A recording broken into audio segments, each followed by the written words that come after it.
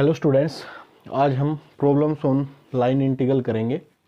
Hair first question is a force is given and it displaces a particle in x y plane from 0 0 to 1 4 along the curve that is y is equal to 4x square, that is a parabola। तो along ए parabola एक particle को move कराता है किस position से 0 0 से लेकर 1 4 तक। ठीक है, find the work done in moving the particle by this force. तो इसको हम लाइन इंटीग्रल को यूज करके सोल्व करेंगे।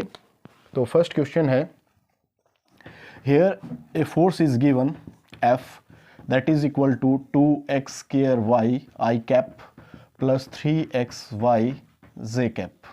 Okay, it displaces a particle on a parabola that the equation of the parabola is y is equal to 4x square from a position P point है जो वो 0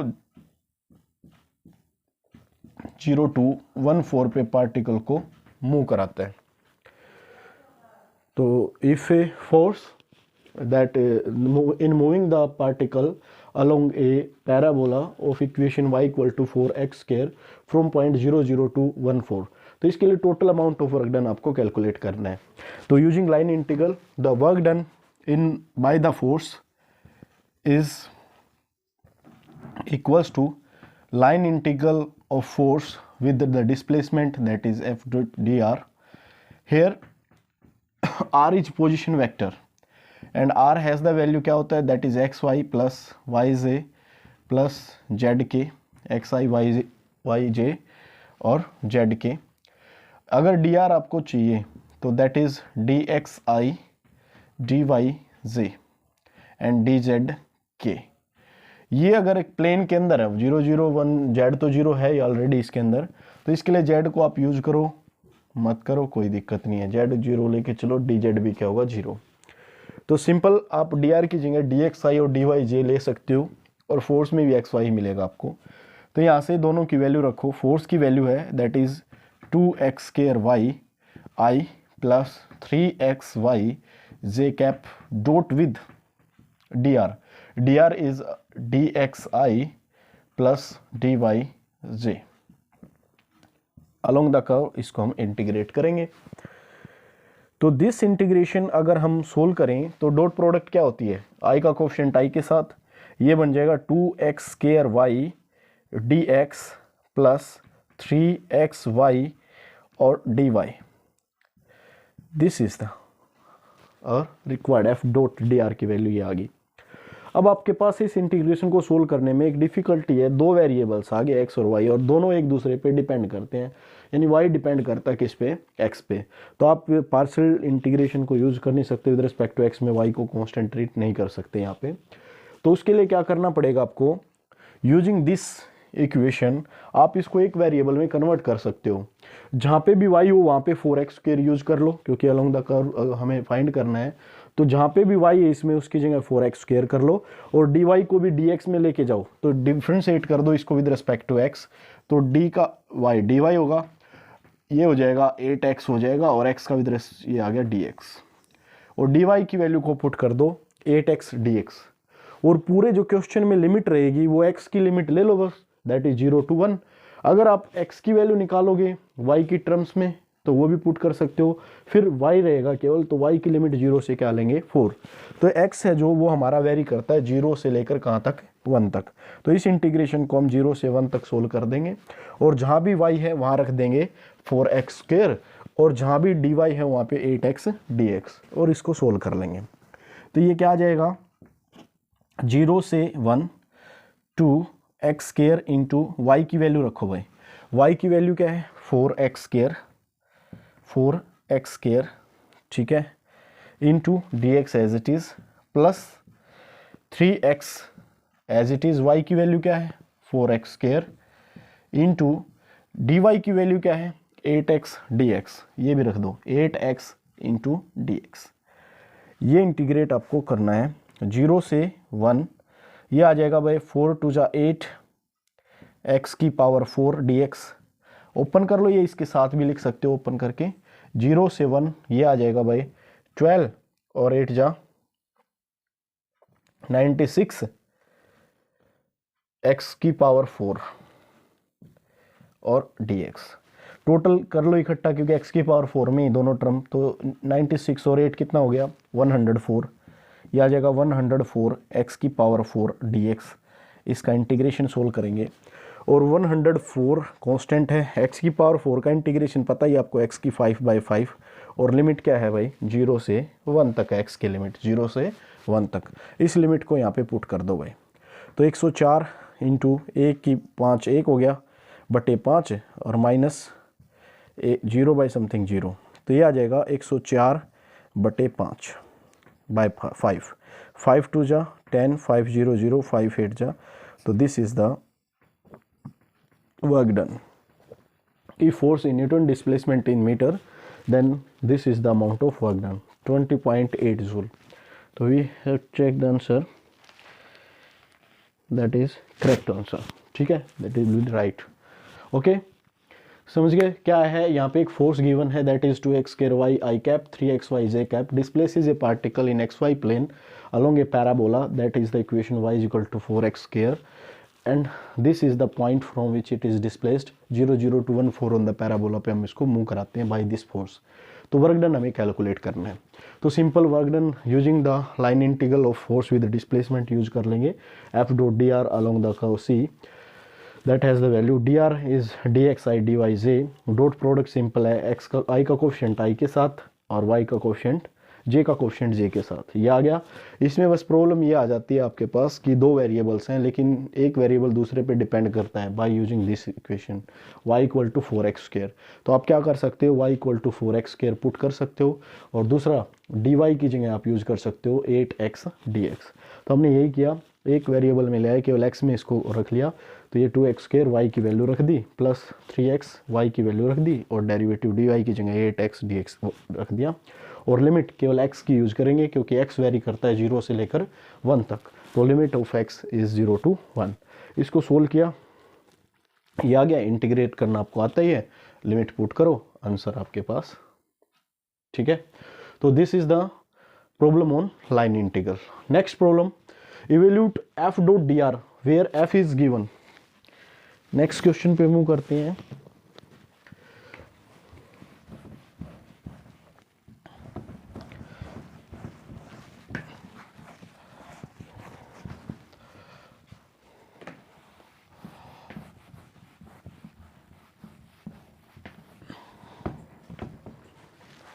second question में क्या है, यहाँ भी एक एफ डॉट डी आर ही आपको फाइंड करना है along the curve. F dot d r की वैल्यू बतानी क्या होगी।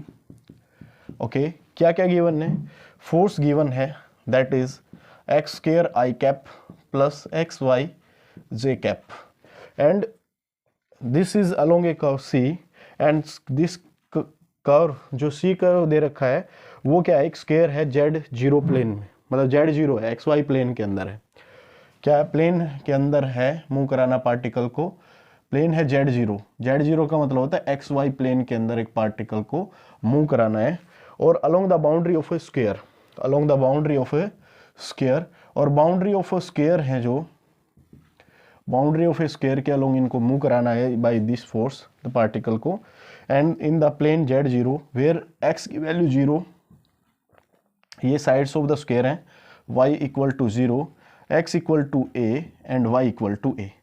तो एक बार इसकी ज्योमेट्री बना लेते हैं। This is x axis, x y plane अगर बनाएं तो this is y y dash and x x dash, x axis y axis, that is x y plane, z is equal to 0 from here, x0 is a boundary of the square, x0 is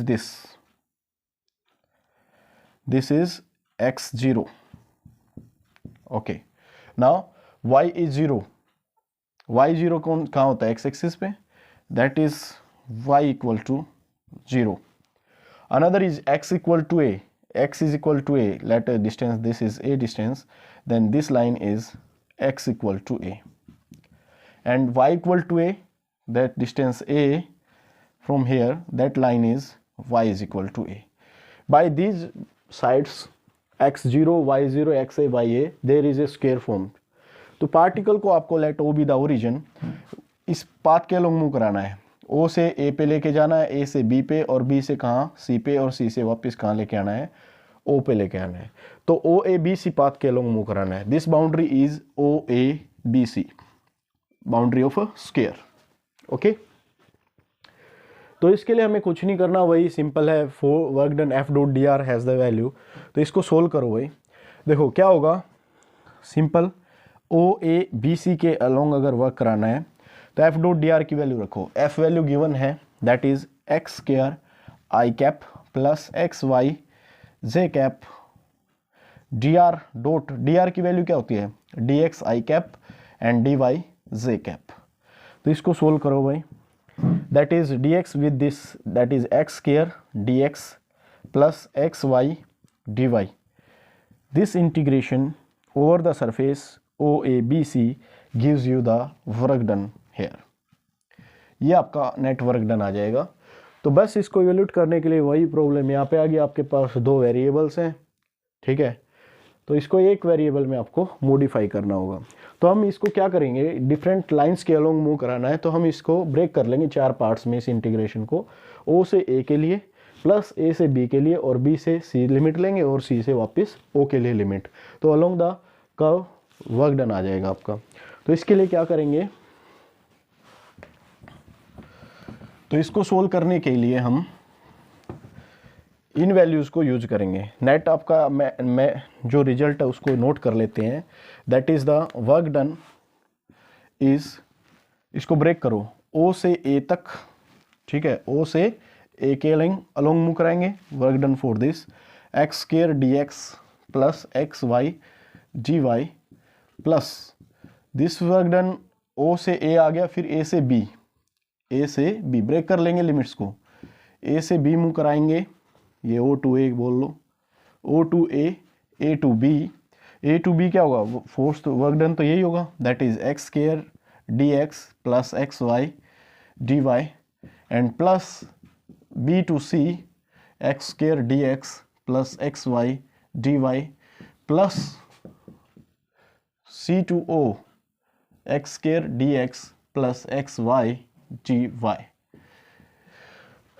अब हम इन values को use करेंगे। देखो अगर ओ से A के along move करते हो आप, तो वहां पे क्या जीरो है, वाई की वैल्यू क्या है, जीरो पुट कर देंगे भाई। ओ से ए के लिए क्या है, वाई तो फिक्स है, वाई की वैल्यू क्या है, zero, then d y is also zero.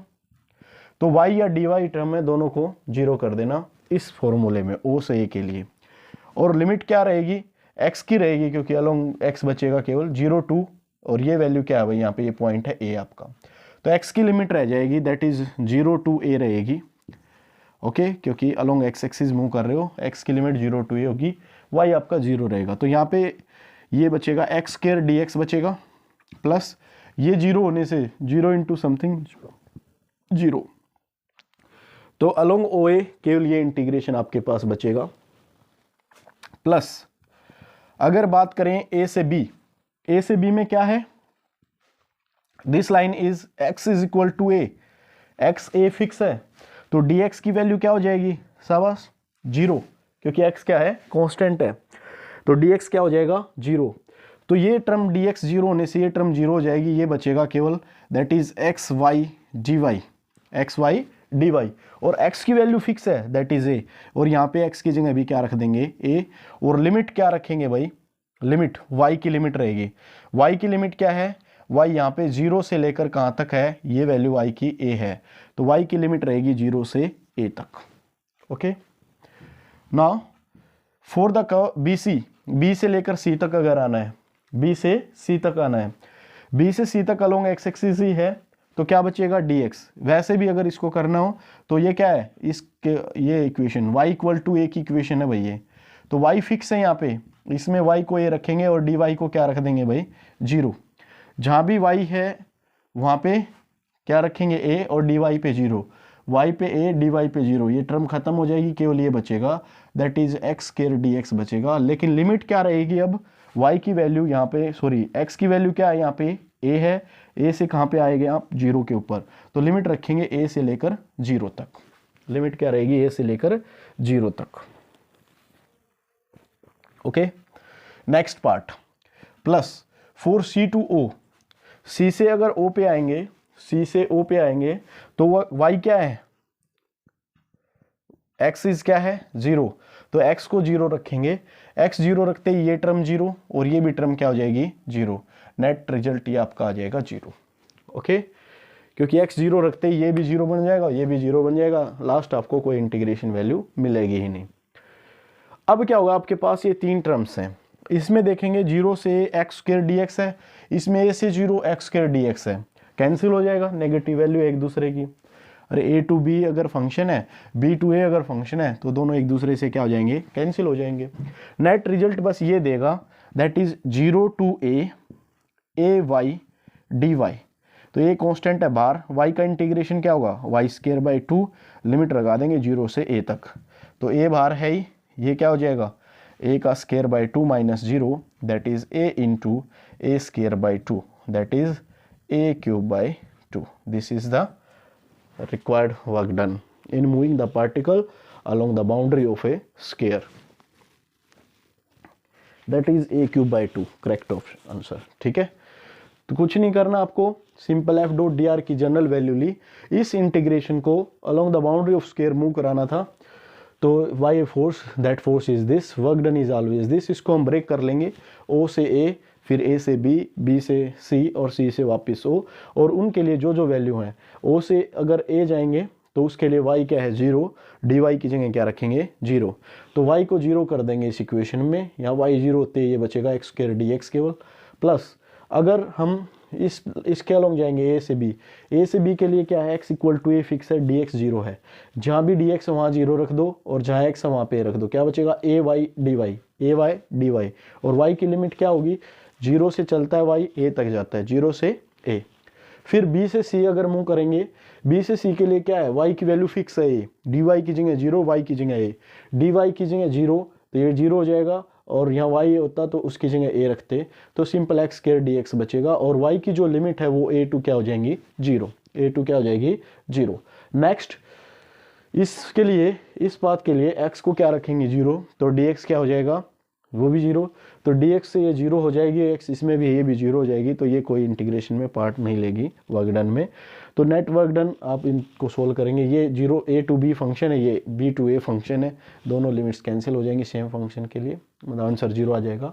ay dy को 0 टू a इंटीग्रेट करेंगे, a कांस्टेंट है, y का इंटीग्रेशन y²/2, y की लिमिट 0 से a पुट कर देंगे, upper limit minus lower limit, that is a³/2 is the amount of work done by this force in moving the body along the boundary of a sphere in xy plane and along this boundary is given।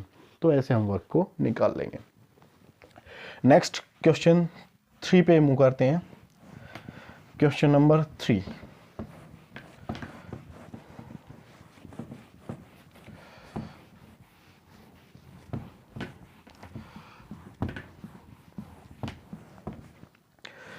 Question number 3 में क्या given है, एक vector field given है, f is a vector field given by 2y + 3i, 2y + 3i cap, and the coefficient of along y-axis is xz j cap plus yz minus x k cap plus yz minus x into k cap।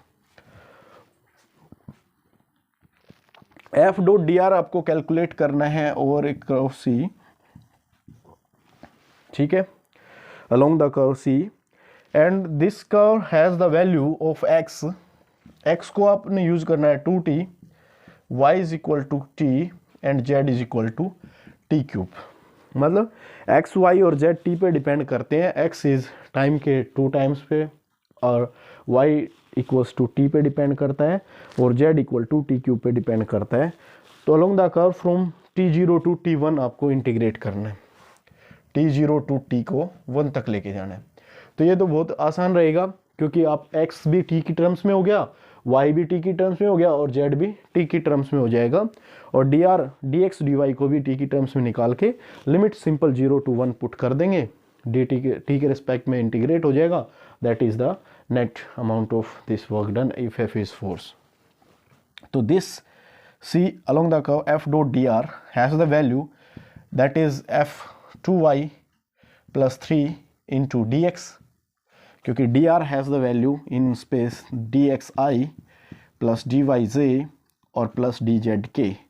तो i का coefficient i के साथ that is 2y plus 3 into d x plus x z into d Y plus y z minus x into d z plus that x z into d Y plus y z minus x into d z. This is the amount of work done या line integral of this vector field f. From here, if there are three variables and these variables depends on a single variable that is t, तो t की terms में आप इसको use कर लो। क्या हो जाएगा ये 2y की जगह रख दो भाई t 2t plus 3 into d x निकालो क्या होगा। x अगर 2t है तो dx क्या हो जाएगा 2 into d t 2 into d t. तो dx की जगह रख दिया 2 into d t plus x z x क्या है that is 2t and z क्या है that is t cube into d y क्या है dy is here dt dy equal to dt। तो इस dy की जगह रख देंगे dt plus y z y into z that is t raise to power 4 minus x is 2t into d Z अगर आप यहाँ से सोल्व करोगे तो पावर आगे t की पावर एक कम और t का dt। ओके तो dz की जगह रख दो 3t स्क्वायर इंटू dt। तो देखो एक वेरिएबल हो गया और लिमिट क्या है t की 0 से 1। तो सिंपली सोल्व हो जाएगा भैया। अब t की टर्म्स में इंटीग्रेशन आ गया, सोल्व कर दो। तो क्या हो जाएगा ये 40 प्लस 6 dt सबसे कॉमन ले लो पीछे, ये हो जाएगा प्लस 4t स्क्वायर की 4t की 4 नहीं सॉरी 2t की 4 प्लस इस टर्म को देखेंगे तो 3t की पावर 6 माइनस 6t की पावर 3 2 3 जा 6t की 3 इंटू क्या हो जाएगा dt और लिमिट फ्रॉम 0 टू क्या हो जाएगा 1। ओके अब इंटीग्रेट करो भाई। 4t पहले इकट्ठी होती हो, टर्म इकट्ठी कोई नहीं होती तो वैल्यू रखो 4t का integration t square by 2 plus 6t plus 2 t की पावर 4 का क्या होता है t की पावर 5 बाई 5 t की 7 बाई 7 माइनस 6t की 4 बाई 4 0 टू क्या रख देंगे भाई 1 रखेंगे upper limit that is 2 into 1 2 आ गया प्लस t की जगह 1 रखेंगे 6 t की जगह 1 रखेंगे that is 2 by 5 and 3 by 7 and minus 6 by 4 is 3 by 2 minus 0 पे सभी 0 हो जाएंगे क्योंकि सब में t है तो इसको छोड़ दो पीछे वाले को। इसको एलसीएम ले लो, क्या आएगा एलसीएम 3 बाई क्या है ये 7 3 बाई 7 35 टू जा 70 आएगा प्राइम नंबर से मल्टीप्लीकेशन इज द एलसीएम 72 जा 140 plus 42 420 plus 28 plus 30 minus 35 105।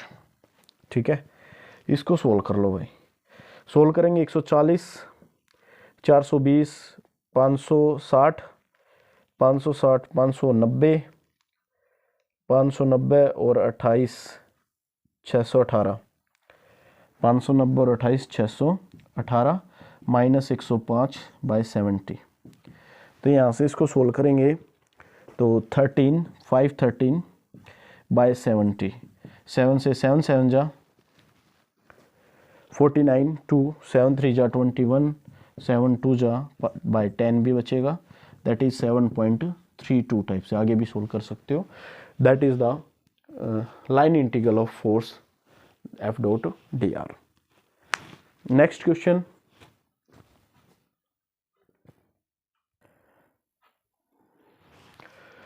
now the fourth question here you have to calculate f dot dr over a curve C and vector function f is given as y I cap minus j x cap x into j cap x square plus y square and the curve C is a circle with the equation x square plus y square is equal to 1 traversed counter clockwise। तो हमें क्या करना है एक particle को इस position से एक सर्कुलर पाथ के अलोंग मूव कराना है ऑफ रेडियस 1 क्योंकि circle has the equation x square plus y square is equal to a square. Here a square is 1, so a is 1. The radius of this circle is 1. Okay, and the parametric form of this circle is x is equal to r cos theta या a cos theta and y is equal to a sin theta. तो हम इसको single variable में convert कर लेंगे क्योंकि cos square plus sin square theta is equals to 1. Then dx को हम यूज कर लेंगे, cos की जगह हो जाएगा cos का derivative minus sine theta d theta, और dy की जगह यूज करते हैं साइन का derivative cos theta d theta. ये एक वेरिएबल में कन्वर्ट हो जाएंगे इजीली. दूसरा x square plus y square equal to 1 जो इक्वेशन ऑफ द कर्व है उसको आप यूज करोगे. तो जो वर्क डन होगा along the curve f dot d r that has the value along the circle that is f dot d are. F has the value i y minus j into x by x square plus y square. यहाँ पे 1 हो जाएगा क्योंकि this is given as equation 1 for the curve. So it equals to 1 dot d r is the value D x I plus D y जे. यहाँ से ये बन जाएगा भाई आपका y डी एक्स आई का कोफिशिएंट आई के साथ माइनस जे का कोफिशिएंट जे के साथ x dy. This will be the integration over the curve C. अब क्या करेंगे, यहाँ पे फिर वही प्रॉब्लम है, दो वेरिएबल्स हैं. तो आप इसको सोल्व करने के लिए ये कर सकते हो कि इनको यूज पैरामेट्रिक फॉर्म बोलेंगे, इसको यूज करेंगे. x की जहाँ भी है वहाँ पे cos थीटा रख दो, y है वहाँ पे sin थीटा. ये क्या हो जाएगा sin थीटा. dx की वैल्यू क्या है माइनस sin थीटा और into D theta. Minus x की वैल्यू क्या है that is cos theta into d y क्या है cos theta into D theta. और जो लिमिट है वो थीटा की लिमिट रहेगी. थीटा कहाँ से है दैट इज 0 से लेकर 2 पाई तक, 0 से लेकर 2 पाई तक. इसको सोल्व कर दो भाई. That is minus sign square theta and that is minus cos square theta और थ्रू आउट क्या है कॉमन डी थीटा 0 से 2 पाई. माइनस अगर कॉमन ले लेंगे 0 से 2 पाई में क्या बचेगा sine square theta plus cos square theta और into D theta. Sine square plus cos square theta क्या होता है 1. तो ये आ गया 0 से 2 पाई डी थीटा का इंटीग्रेशन थीटा 0 से 2 पाई माइनस आगे minus of upper limit minus lower limit that is minus 2 pi. This is the amount of work done in moving a particle in say counterclockwise along the boundary of a circle by this force. ठीक है, तो this is the amount of work done minus 2 pi. Next question पे move करते हैं. Question number 5.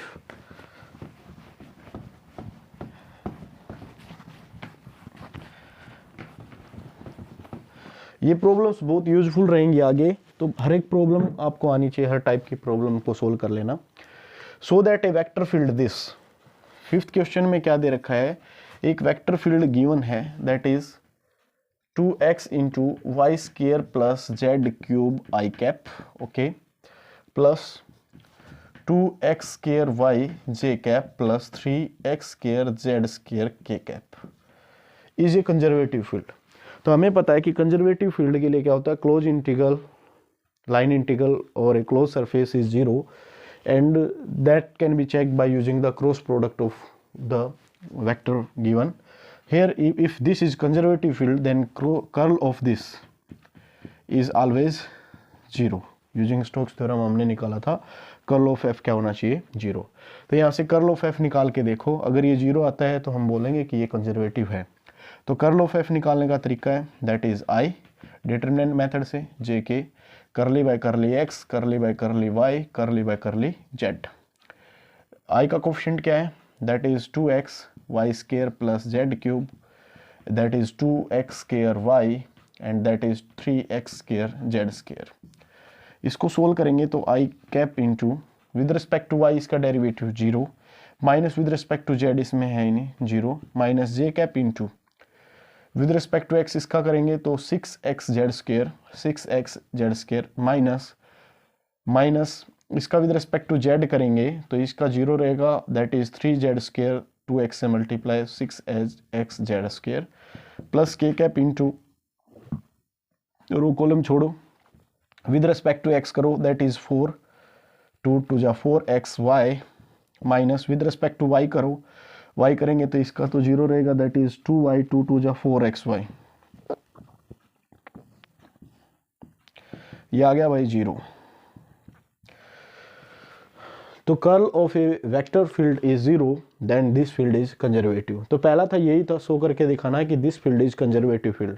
तो curl of this vector is 0, so it is conservative field. ठीक है, first is check. Now आगे क्या करना है, आगे हमें स्केलर पोटेंशियल बतानी है, इसके कोरस्पॉन्डिंग क्या होगी।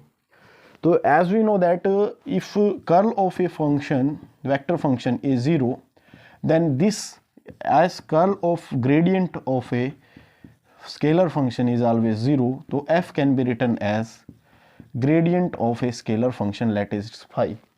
तो f is equals to gradient of phi। तो यहाँ से f को लिख सकते हो आप, gradient of phi means curly phi by curly x I cap plus curly phi by curly y j cap और plus curly phi by curly k cap. This is f. Okay, this is f given here. Now also, if this f is dot with dr, then what will be the value? Curly phi by curly x I cap, curly phi by curly y j cap, curly phi by curly z k cap, dot with dr, dr is dxi, dyj and dzk.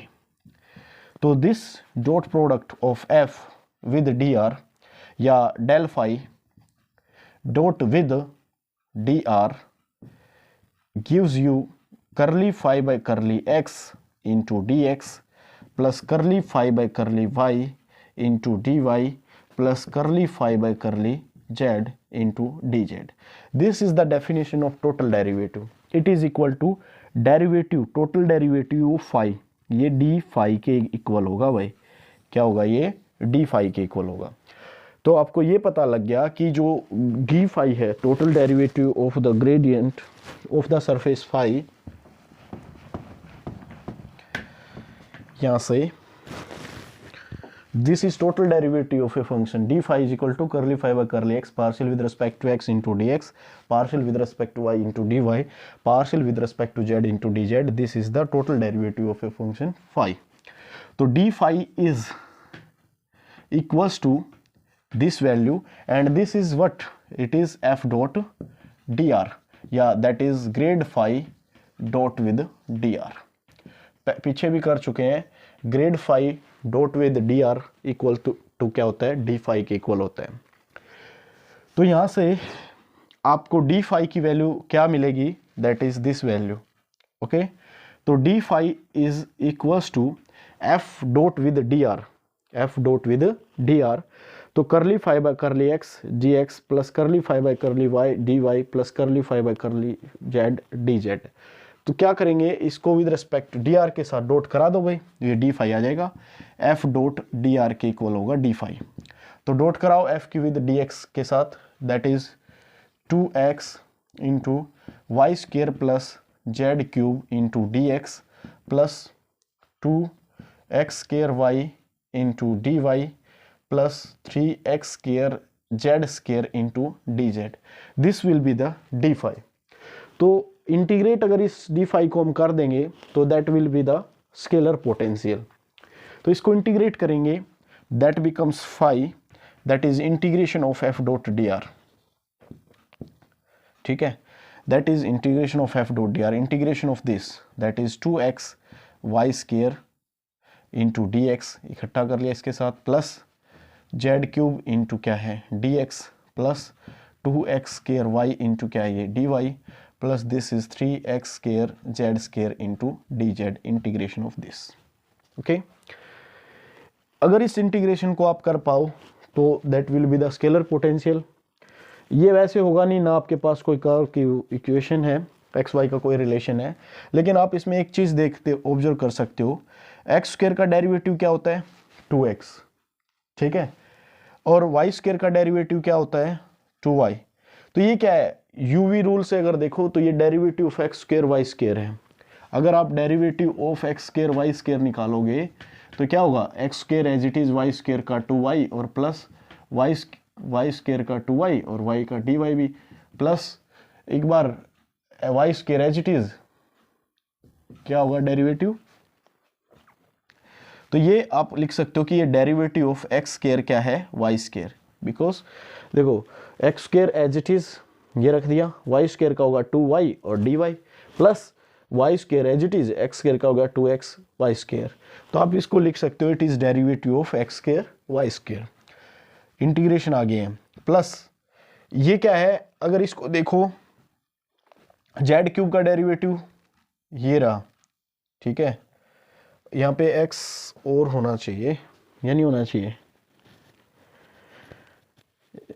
X square as it is हुआ ना, x z square, okay, this 2x is also multiplied here, that is 2x, okay. अब देखो Z cube का derivative होता है 3z square ये रहा, और एक्स स्क्वायर का डेरिवेटिव होता है 2x, तो ये क्या लिख सकते हो आप, x square into z cube का डेरिवेटिव है, देखो यूवी से x square as it is इसका 3z square dz plus Z cube as it is x square का 2x dx।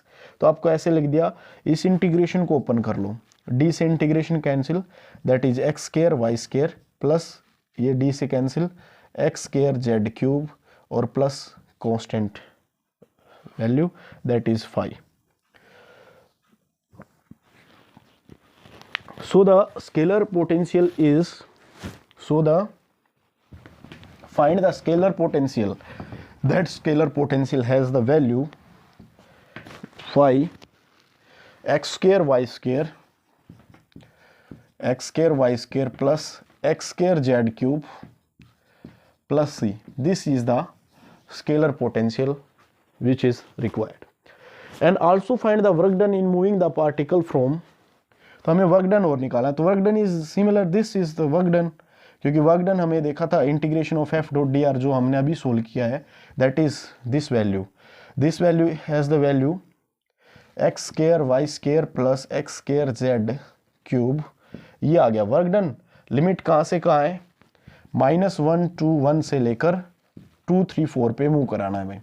तो क्या करेंगे, इस सरफेस में एक्स वाई जेड की जगह अपर लिमिट रखो, पहले x की जगह 2 रखो, 2 का स्क्वायर हो गया 4, 2 y की जगह 3, 3 का स्क्वायर हो गया 9 प्लस 2 का स्क्वायर हो गया 4 और z 4 का क्यूब हो गया 64 माइनस लोअर लिमिट x जहाँ पे -1 रखो, -1 का स्क्वायर 1, y का स्क्वायर 2 का स्क्वायर 4, 1 इंटू 4 4 प्लस ये रखेंगे तो 1 और 1 का 1 ये हो गया, तो यहाँ से आ गया 36 प्लस ये हो गया भाई 256 माइनस ये 5, ये आ जाएगा 256 प्लस ये 31 बच गया, इसको ऐड कर दो 7 8 2, तो 287, this is the correct answer.